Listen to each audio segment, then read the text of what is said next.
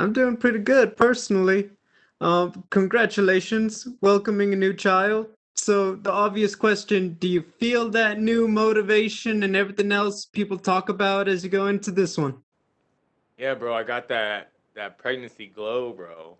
I honestly feel like a Papa Bear. It's not like needed any more motivation than I already have. I have a son already. He's 9, but he's like a teenager. But this new baby, bro, it gave me.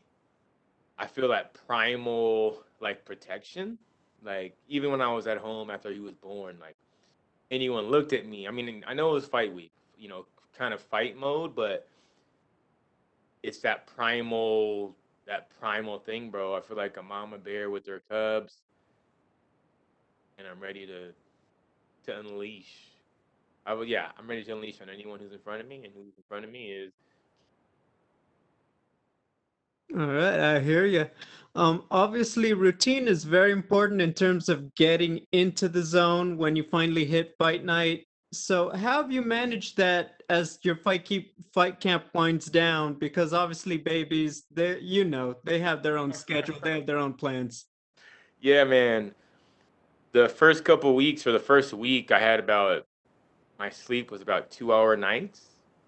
So it was kind of tough, but then he eased in. I started getting full sleep. But when I got to the hotel fight week, I knew I'd get a full sleep. I actually had the longest sleep of my life last night. I went to sleep at about 10:30, woke up at 7:30, about 8 hours, 9 hours, I don't know. But I can't sleep that long. Too many dreams. I started dreaming. I had nightmares, good dreams. Um, but I'm recharged. I'm refreshed. I love my baby, but you when I'm sleeping, bro, it just hits you can't ignore it. You know what I mean? I know my lady take care of him in the middle of the night. I might go make a bottle or something, but he cries, bro, just hits your soul. They feel it in your bones. So it's good to get some, peace and quiet this week and ready to unload and get back to my family. To talk about the fight, just stylistically with Song, how do you feel you match up with him, and what do you think he does well? Song's a good fighter. When I first got the call for him, I wasn't too entirely excited. He's a good guy though. He has a good right hand. He has some good kicks, but he doesn't like pressure. I'm Mr. Pressure, Mr. Aggression. I'm looking forward to it. I'm more well-rounded. I got better cardio. I hit harder. I'm meaner. Better wrestling. Better. Comes from a good place, but I got almost six inches on him on reach. Dividends for that. Well, Max, best of luck and thank you for your time. Thank you. We'll take our final questions from Zach with UFC.com.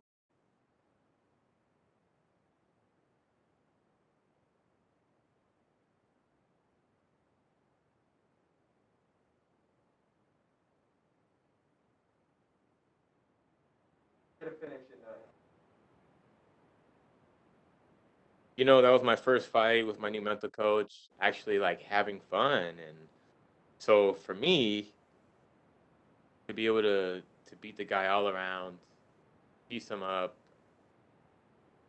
I mean, it seemed slow when I was in there, like slow motion. But when I watched it that night, I was heavily impressed with my speed, my angles, uh, commentary, Don and Dominic Cruz talking about my footwork and how good I looked. And Trevor Whitman was very impressed. And those guys are some of the best martial artists ever on the planet. So to hear that from them was a, and then just to have my way with a guy that had so much hype in him with the story and all that stuff. It was good. They kind of looked like he wanted him to win, and for me to go and spoil this party and get a big win. I mean, I would have finished him probably about 20 seconds after the ear thing. I mean, he was flushing down the drain. He was bloody and battered and couldn't breathe, flushing down. But to get that huge elbow and to be part of history, I mean, it was on World Star. It was on everything. It went viral, TMZ. Like, so now, I'm. It could have got swept under the rug if I just would have TKO'd him, but to TKO and have arguably one of the nastiest finishes in UFC history, I'm happy to be part of it. Can't wait for to go back out there and have more fun. Like I was rewarded for fun, so now it's like, hey, what's gonna happen when I even have more fun? You'll see Saturday night.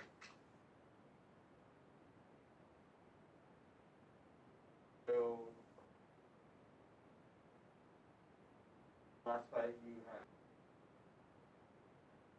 how reassuring was it? All these pieces with the result. Yeah, the cardio thing, which when I went to the PI, I was off the charts on like not normal, and that's an attribute. That's something I can use. On my last fight, really the only corner I remember sitting in or standing in the corner. I didn't sit down. I would just, hey, pass me some water.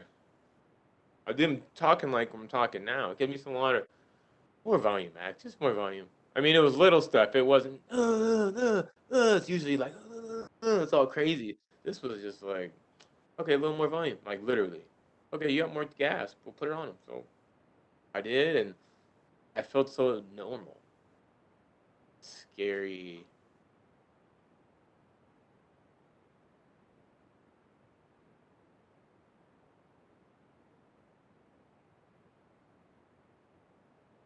It's been good.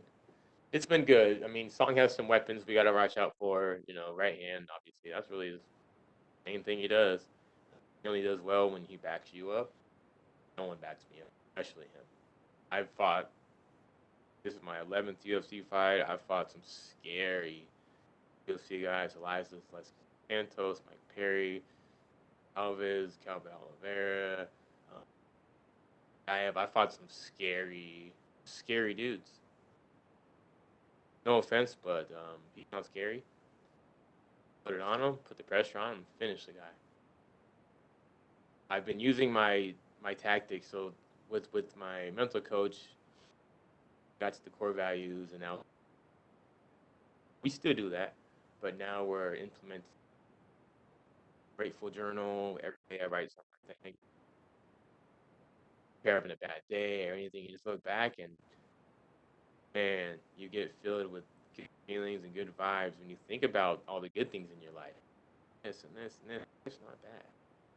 We also do a thing in three, like a kind of like an after war training after all my three things you did well and three things you need to work on. Snap. Oh, I did this, took him down. Or if I got caught on something, so I'd review that. Oh yeah, I didn't like how that happened. So it really hyper focuses you on accountable in your training every day. Okay, and then you write it down. You can go back and look and see what you got to work on, and then you can fix those things. Because if you don't pay attention to what's going on, if you just kind of blindly go through training, you don't have as much success as if you're working on things, and then you could get over certain things, and you know. Uh,